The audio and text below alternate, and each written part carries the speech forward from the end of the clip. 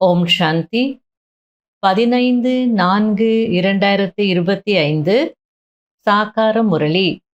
இன்று சிவ பகவான் கூறுகிறார், இனிமையான குழந்தைகளே, தந்தை ஆத்மாக்களாகிய உங்களிடம் ஆன்மீக உரையாடல் செய்கிறார். நீங்கள் உங்களுடைய வாழ்க்கையை 21 பிறவிகளுக்கு காப்பீடு செய்து கொள்வதற்காக தந்தையிடம் வந்திருக்கிறீர்கள். உங்களுடைய வாழ்க்கை எப்படி இன்ஷூர் ஆகி விடுகிறது என்றால், நீங்கள் அமரராக ஆகி விடுகிறீர்கள். கேள்வி: மனிதர்களும் தங்களுடைய வாழ்க்கையை லைஃப் இன்சூரன்ஸ் செய்து கொள்கிறார்கள். மேலும் குழந்தைகளாகிய நீங்களும் செய்து கொள்கிறீர்கள். இரண்டிற்கும் இருக்கும் வித்தியாசம் என்ன? பதில்: மனிதர்கள் தங்களுடைய லைஃப் இன்சூரன்ஸ் எதற்காக செய்கிறார்கள் என்றால், இறந்துவிட்ட பிறகு குடும்பத்தினருக்கு பணம் கிடைக்கட்டும் என்று செய்கிறார்கள். குழந்தைகளாகிய நீங்கள் எதற்காக செய்கிறீர்கள் என்றால், நாம் 21 பிறவிகளுக்கு இறக்கவே கூடாது, அமரராகிவிட வேண்டும் என்பதற்காக செய்கிறீர்கள். சத்யுகத்தில் எந்த இன்சூரன்ஸ் கம்பெனியும் இருக்காது. இப்பொழுது நீங்கள் உங்களுடைய வாழ்க்கையை லைஃப் இன்சூர் செய்து விடுகிறீர்கள். பிறகு ஒருபோதும் இறக்க மாட்டீர்கள். இந்த குஷி இருக்க வேண்டும். முரளியின் பாடல். இன்று அதிகாலையில் வந்தது யார்? ஓம் சாந்தி. ஆன்மீக தந்தை அமர்ந்து ஆன்மீக குழந்தைகளிடம் ஆன்மீக உரையாடல் செய்கிறார். தந்தை இப்பொழுது நம்மை 21 பிறவிகளுக்கு மட்டுமென்ன, 40 அல்லது 50 பிறவிகளுக்காக இன்சூர் செய்து கொண்டிருக்கிறார் என்பதை குழந்தைகளாகிய நீங்கள் அறிந்திருக்கிறீர்கள். அதாவது பாபா ஆல்ரெடி சொல்லியிருக்கிறார், பாதி சுகம் பாதி துக்கம் அப்படின்னு அதில் எந்த மஜாவும் இருக்காது. ஆகையில உங்களுக்கு முக்கால்வாசி கல்பம் சுகம் கிடைக்கும். கடைசியில் சில ஜென்மங்கள் மட்டும்தான் நீங்கள் துக்கத்தை அனுபவிப்பீங்க. அதனால 21 பிறவிகளுக்கு மட்டும் இல்லை இந்த இன்சூரன்ஸ், 40 அல்லது 50 பிறவிகளுக்கு கிடைக்குது அப்படின்றார். அந்த மனிதர்கள் தான் இறந்து விட்டால் தன்னுடைய குடும்பத்தினருக்கு பணம் கிடைத்துவிடும் என்பதற்காக இன்சூர் செய்கிறார்கள். நீங்கள் 21 பிறவிகளுக்கு இறக்கவே கூடாது என்பதற்காக இன்சூர் செய்கிறீர்கள். அமரராக ஆக்குகிறார் அல்லவா? நீங்கள் அமரர்களாக இருந்தீர்கள். மூலவத்தனம் கூட அமரலோகமாகும். அங்கு இறப்பது மற்றும் உயிரோடு இருப்பது என்ற விஷயம் இருப்பதில்லை.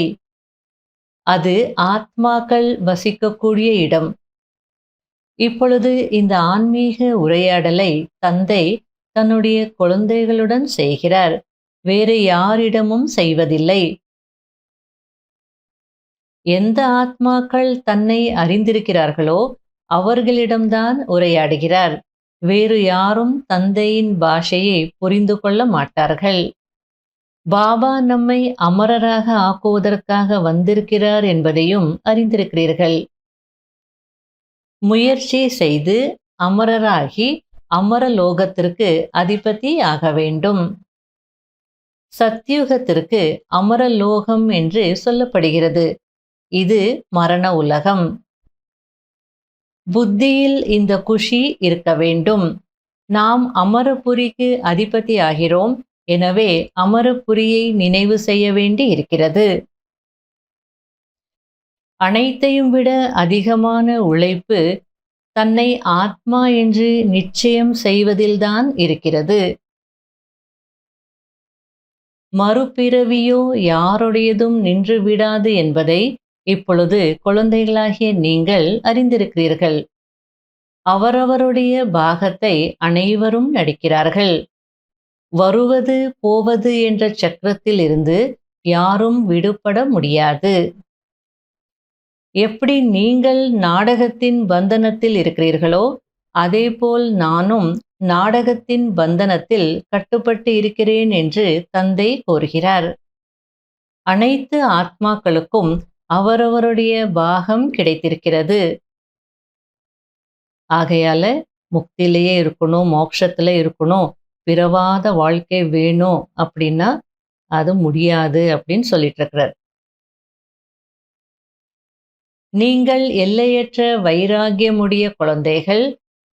நீங்கள் இந்த பழைய உலகத்தில் இருந்தாலும், இந்த கண்களால் அனைத்தையும் பார்த்து கொண்டிருந்தாலும் பார்க்க கூடாது. இதுதான் முக்கியமான முயற்சி ஆகும். ஏனென்றால் இவை எல்லாமே அழிந்து போய்விடும்.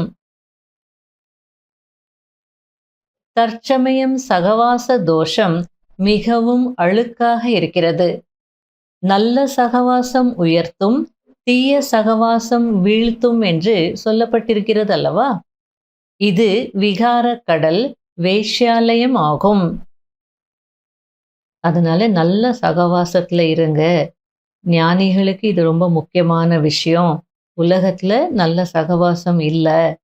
இது வேஷ்யாலயம், விகார கடல், ரொம்ப அழுக்காக இருக்கு. அதனால கவனமாக இருங்க அப்படின்னு சொல்லிட்டு இருக்கிறார். ஒரே ஒரு பரம்பிதா பரமாத்மா தான் சத்தியமானவர். அவர் சத்தியமான விஷயங்களை புரிய வைக்கிறார். ஆகையால ஒரு பரமாத்மாவனுடைய உண்மையான சங்கத்துல இருக்கணும்.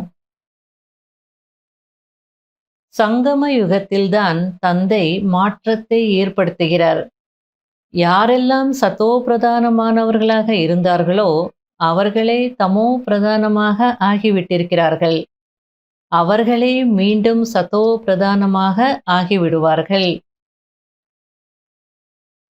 குழந்தைகளாகிய நீங்கள் தங்களுடைய ஆத்ம அபிமானி நிலையில் இருப்பதற்காக மிகவும் முயற்சி செய்ய வேண்டும்.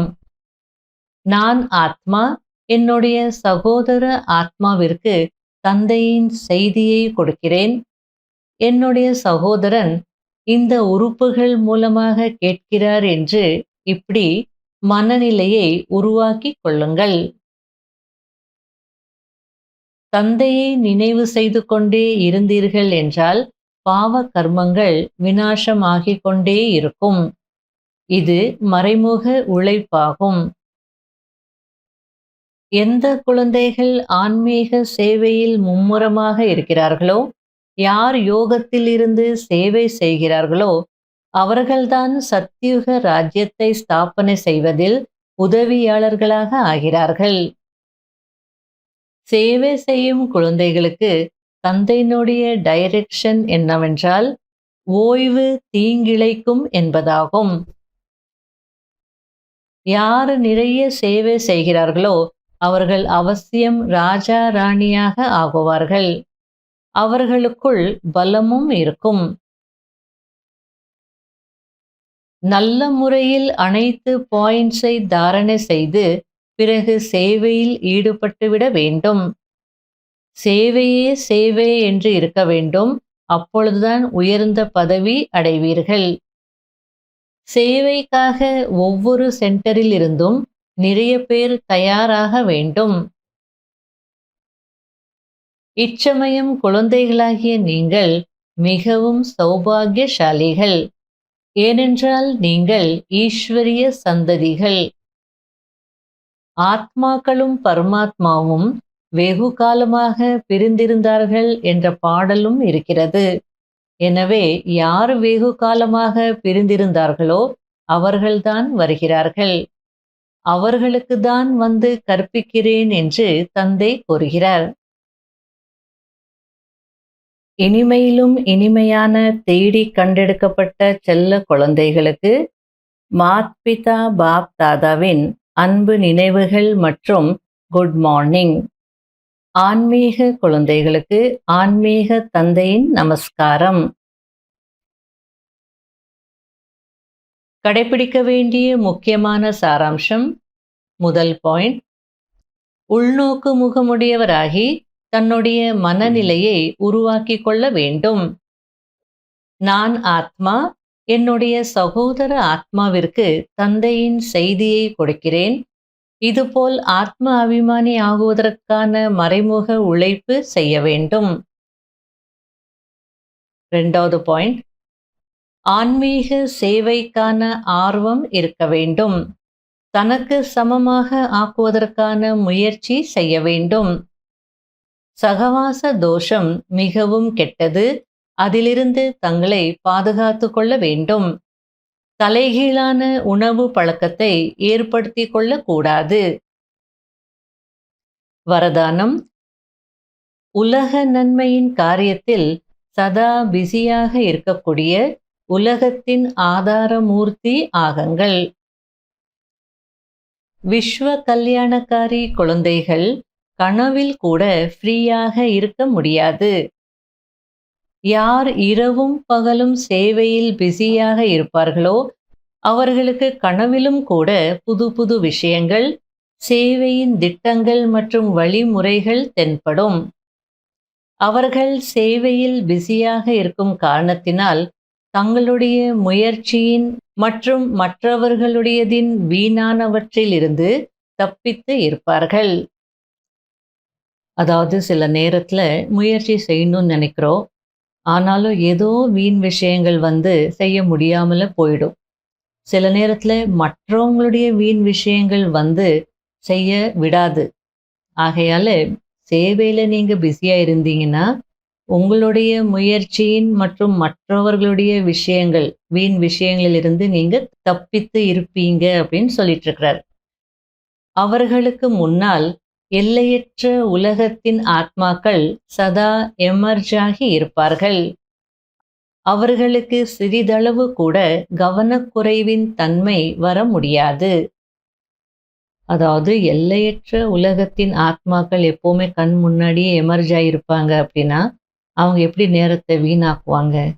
யாருக்காவது சேவை நடந்துகிட்டே இருக்கணும். மாச்சா சேவை, இல்லை மந்தா சேவை, இல்லை கர்மனா சேவை, ஏதாவது செய்துகிட்டே இருப்பாங்க. அந்த கவனக்குறைவுன்ற தன்மை இருக்காது. அப்படிப்பட்ட சேவாதாரி குழந்தைகளுக்கு ஆதார மூர்த்தி ஆகுவதற்கான வரதானம் கிடைத்து விடுகிறது. அதாவது நம்ம செய்யணும்னு நினைச்சா பாபாவிடமிருந்து நமக்கு வரதானமே கிடைச்சிடும். செய்துட்டே இருப்போம்.